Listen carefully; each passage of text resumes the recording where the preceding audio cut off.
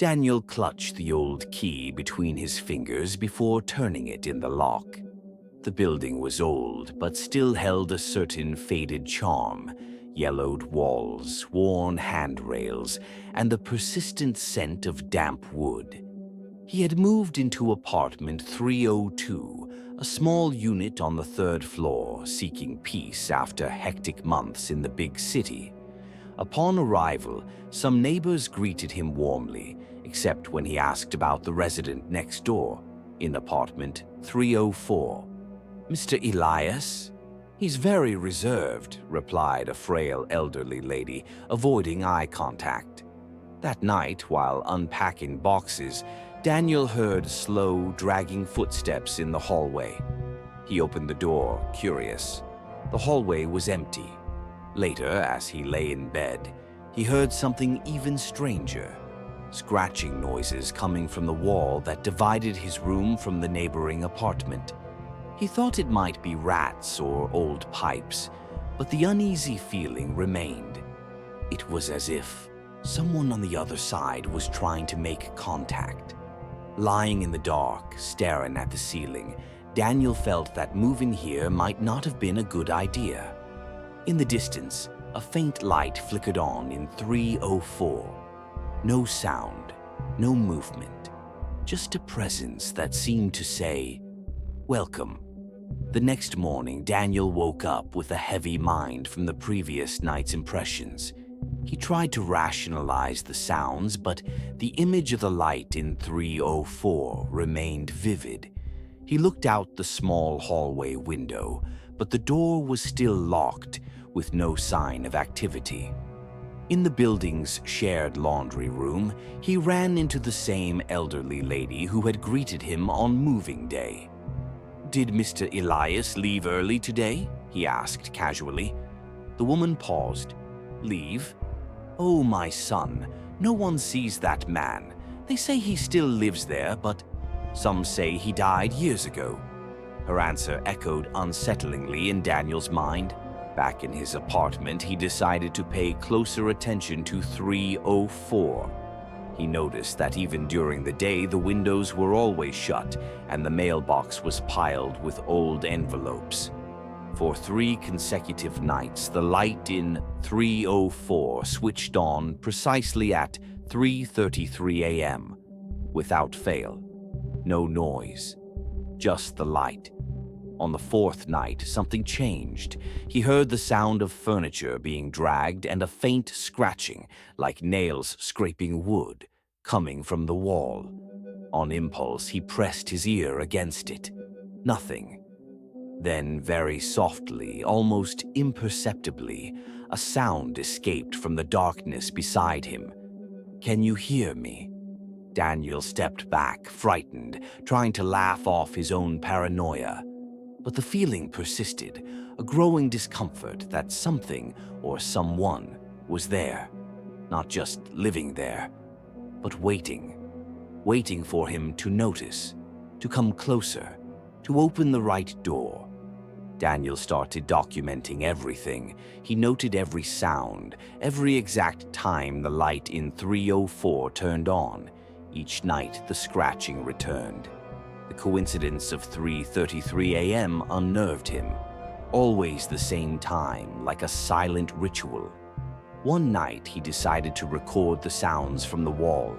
He placed his phone by his bed, microphone sensitive, and pointed toward 304 and left it filming. The next morning, reviewing the video, his body froze. At 3:33 a.m., the light in the adjacent room lit up as usual. But at that moment, a sharp noise like a hand slapping the wall echoed through his room.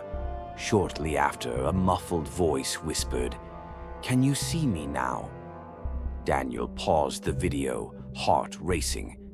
This wasn't his imagination. Someone was trying to communicate. Determined to understand, he went down to the building's front desk. The tired, uninterested doorman confirmed. 304. It's been empty for years. The last owner died in 2015. Since then, no one wanted to stay. Whenever someone tries, something happens. But the light comes on every day. There's no electricity connected to that apartment, sir." Daniel left the front desk with a knot in his stomach. Back in the hallway, he stared at the door of 304. He leaned against it briefly, trying to sense any presence. Then, without his touch, the doorknob turned slightly. He stepped back, frozen. The door remained closed, but the message was clear. Whatever was there wanted to be noticed, wanted him to enter. That night, Daniel dreamed of a man with empty eyes standing before a broken mirror. The man whispered repeatedly, "You opened the door. Now you see me." Upon waking, Daniel found his own apartment door ajar. He pushed it open slowly, heart pounding.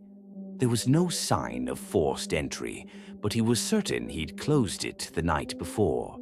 He searched every room, looking for an explanation, but everything was in place, except one thing.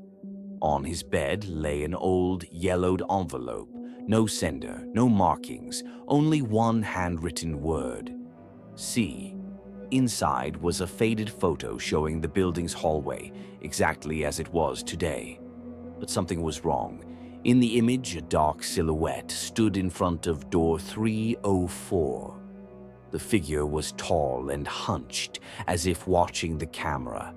Behind it, the door was open. Disturbed, Daniel decided to investigate on his own. That night, after the building had gone quiet, he left his apartment and stopped before 304. He tried the doorknob. Locked. He took a bobby pin, as he'd seen in tutorials, and after long minutes heard a sharp click. The door creaked open softly. The smell of mold and neglect was suffocating. The place was covered in dust, old furniture draped with sheets. On the floor, newspapers from the 1990s, and an old portrait of a man with a vacant stare, the same face from his dream. Exploring the rooms, he found one where time seemed frozen. A large, cracked mirror dominated a wall. Daniel approached and, staring at his reflection, noticed something impossible. Behind him in the mirror, the man from the photo was watching him. He spun around quickly. Nothing. But in the mirror, the figure remained, closer now. Daniel stumbled back, knocking over a lamp. The sound echoed like a muffled scream. When he blinked, the image vanished. But the mirror now reflected something else. A phrase scrawled in the foggy glass. "You are where I was." Frightened, Daniel ran out without closing the door behind him. From that moment on, he knew he'd crossed a line, and that the neighbor who didn't exist was now closer than ever. That night, Daniel couldn't sleep. The image of that man in the mirror, still present only in the reflection, haunted his thoughts. It was as if the glass revealed a hidden layer of reality, a prison where something was trapped, or waiting. Determined to understand what he was facing, he returned to 304 at dawn, this time with a camera. He would record everything. He wanted proof, or at least a logical explanation. Upon entering, the air felt heavier. The rooms remained unchanged except for the mirror room. There, the camera began malfunctioning, distorted images, high-pitched noises, until it shut off on its own. Daniel tried to turn it back on, but failed. He took a deep breath and faced the mirror. There he was, the man, clearer than ever. Pale skin, lifeless eyes, a slight crooked smile. The worst part was realizing the man mimicked his movements, every gesture, every blink, like a reflection, but with intent. Suddenly, the mirror cracked right where the man's face appeared. Daniel stepped back. He heard a whisper from inside the glass. "Switch." Before he could react, something pulled his vision into the mirror's depths. It wasn't physical. It was like his mind being dragged inside. Vertigo overwhelmed him. In the reflection, he saw himself looking into the mirror as if on the other side, but the reflected version wasn't him. Same features, but eyes dark and empty. The reflection smiled and nodded slowly. Daniel fell back, hitting the opposite wall, and the mirror returned to normal. But the feeling of invasion remained. Something had been exchanged, maybe not completely, but enough to leave him changed. Back in his apartment, he noticed details. The bathroom mirror now reflected with a slight delay. He heard his footsteps seconds after he walked, and at night a shadow crossed the hallway, even when he was alone. Gradually, the line between him and the other, the one in the mirror, began to fade. The following days were a blur. Daniel barely ate or slept. He felt watched constantly, especially when passing mirrors. He began seeing reflections that didn't mimic him. They moved slightly delayed. Or worse, they smiled when he didn't. One particularly quiet night, he heard 3 slow knocks on his door. He peeked through the peephole. Nothing. But as he stepped back, the knocks resumed, louder. He flung the door open, heart pounding. The hallway was empty, except for something on the floor, a photo. In the picture, himself asleep. The photo was clearly taken from inside his room. On the back, a phrase written in uneven handwriting, "I am home." Desperate, he ran to 304. The door was ajar, as if waiting for him. Inside, everything seemed different, not abandoned, but inhabited. The mirror was still there, but no longer reflected anything. It was opaque, black like a bottomless pit. Then he saw him. The man was seated in an armchair as if he had always been there. He looked at Daniel and spoke clearly for the first time. "You came? I knew you would." Daniel tried to retreat but felt his feet glued to the floor. The voice was hypnotic. This place needed someone to see, someone willing. And now I can rest. Daniel's reflection reappeared in the mirror, but it was no longer him. It was the other. The man rose slowly, walked to the mirror, and stepped inside. Daniel tried to scream but couldn't. It was like his consciousness slipped away.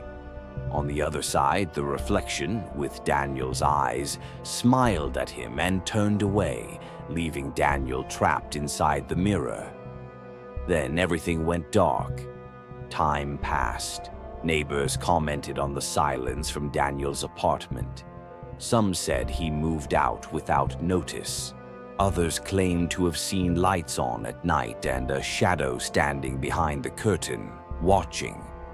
Apartment 304 remained closed, but strangely, not dusty. On colder nights, some residents said they heard whispers escaping through the door's cracks, short phrases repeated like a prayer or a plea. "Get me out of here. That's not me. I'm trapped." Mrs. Celia from 302 swears she once ran into Daniel in the elevator, but something was off. He didn't respond to her greeting. He just stared with a slight crooked smile, as if not understanding her words. When he left, she saw his reflection in the elevator mirror, frozen. Daniel's image remained for seconds, even after he left the cabin. Over time, people stopped talking about him, as if his name carried bad luck. Months later, a new tenant moved into 304. Young, curious, full of questions. No one dared tell him the truth. On his first night, he posted a photo on social media.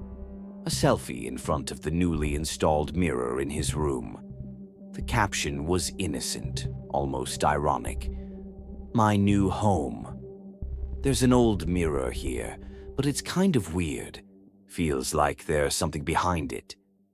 In the picture, in the background, a shadow watched from the dark corner of the room, almost imperceptible, but there, black eyes, a tilted smile, as if waiting, as if someone was ready to come out or to switch places again.